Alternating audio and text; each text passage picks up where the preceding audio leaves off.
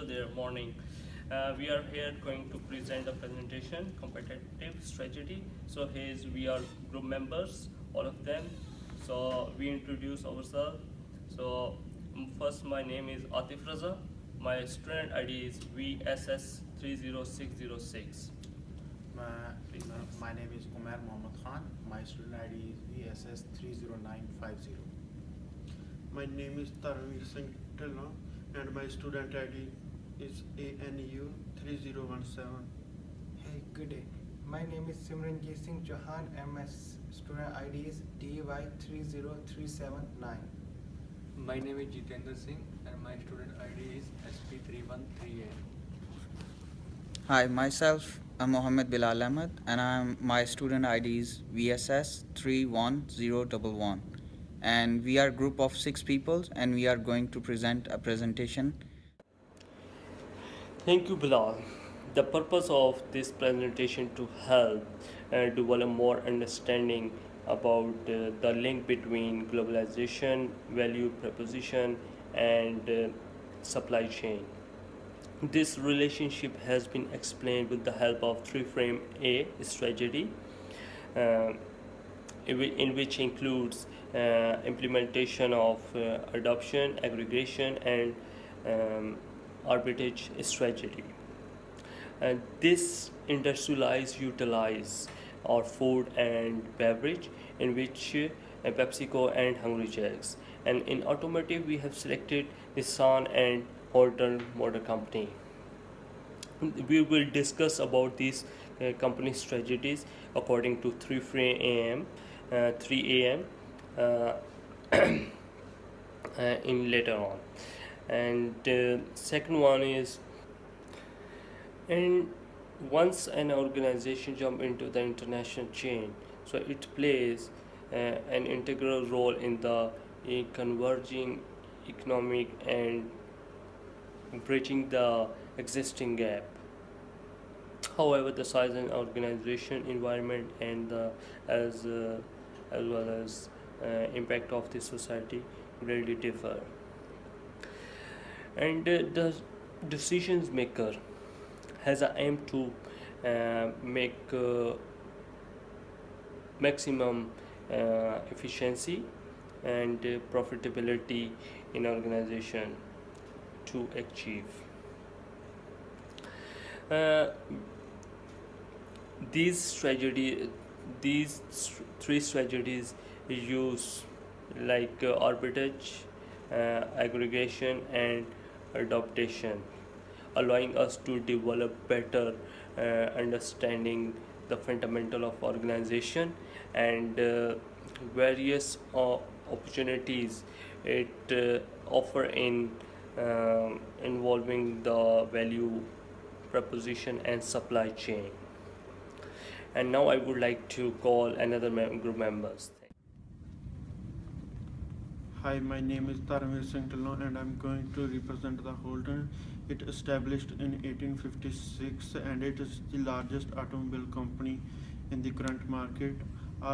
It produced the 30,000 vehicles in last year before it shut down, and almost 1,000 employees working in Holden, and they have headquarters in Melbourne, in Victoria, and in these days they're making the collaborations with other companies like Opel and other European companies, because before they used the American engines in their vehicles and their technologies, and in these days they're moving the production in other countries like China and other countries, and they importing and they're getting their vehicles here, and they're taking the advantage of cheap labor and and technological advantage, so that it's necessary because in these days is big competition in automobile industry. And thanks. Hi, my name is Simranjit Singh Chauhan and today I'm going to speak on a topic of Automobiles, Nissan. Nissan has been founded in 1928 by Yoshitsu Ikawa. Its headquarters is in Japan and it is having a globally manufacturing site. Latest revenue of Nissan is 10.9 billion and the net income is 6.17 billion. Now the adaptation of Nissan is it is having a zero emission automobiles and having a largest fleet of flexible fuel automotive in whole world. Automotive software is responsible for reading and injection adjustments.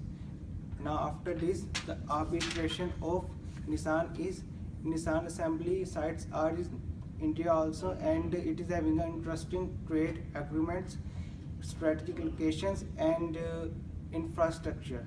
It is having a low wages comparison to other countries like Japan and China, and having a 1.9% of growth. Now the tagline. The tagline of Nissan is Nissan tagline and considered an example of economy of scale. Thank you. Thanks. I have chosen Pepsi as an beverage industry. So Pepsi itself is a big rival with Coca-Cola. So what they adopted three strategies in to compete the market was adoption, arbitrage, and other one was aggregation. So first of all, I would like to talk about the two things like Pepsi. It starts a slogan "Better for You," and "Better for You" was about the customer things like they have plenty of choices.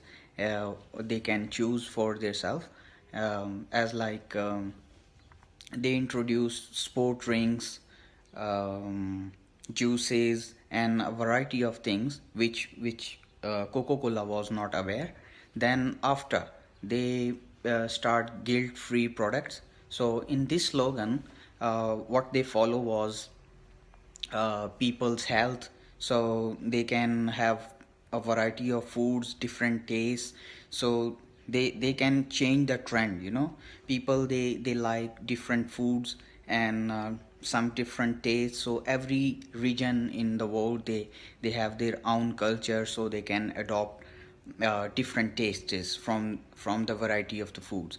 And then if we talk about the statistics of North America, so in 2015, the statistics they say it's about 42 gallons a year, but in 2005 the production was on high and it says 50 gallons a year. So adaptation is coming through the Coca-Cola and Pepsi and Coca-Cola. They are big rivals. Then after about that, after I would talk about the aggregation strategy. So they start Coca-Cola, Pepsi started a Better Together slogan.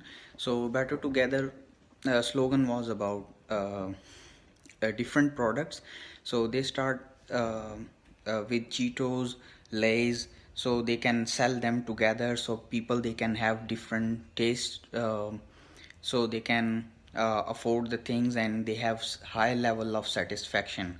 Now they started this strategy in North America. Now this is all around the world. So people they are having different taste, different stuff. Then if we talk about arbitrage, so this works as a global and economic terms. And also, for example, if we say this is now working in Africa and Asian regions, and cheap labor and high production of cost. So all the companies all they want is their production should be higher and the labor will be cheaper. So that's all about my presentation. Thank you. Hello. Now I'm going to present the Hungry Jacks. Hungry Jacks founded in June 1971.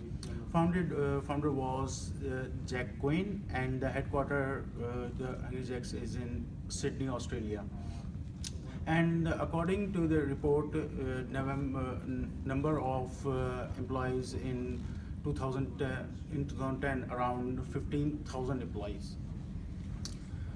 Now, I'm going to present the adaptation introduced by the Burger. This introduced by Burger King. This is because targeting Muslim market. It also has a halal chain. The aggregation traditional. It's a traditional waves, keeping it real. Global phenomena like Pakistan.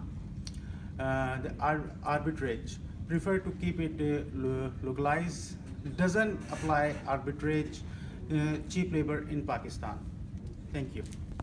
Hi, my name is Jitendra Singh. I'm going to speak about the conclusion of this topic. In the overall, it has been observed that all the four organizations have been engaged in employing a unique mixture of AAA framework, whereas a Hungry Jack has been lagging behind a bit because of being a localized market. That AAA framework has clear picture of effective globalization in terms of value, positions, and supply chains. It's very obvious to every industry has been implementing a competitive strategy that allows an edge in the increasing globalization world.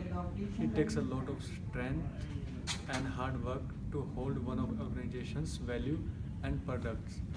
So, according to the other countries, each strategy needs to properly assess before implementation. Thank you.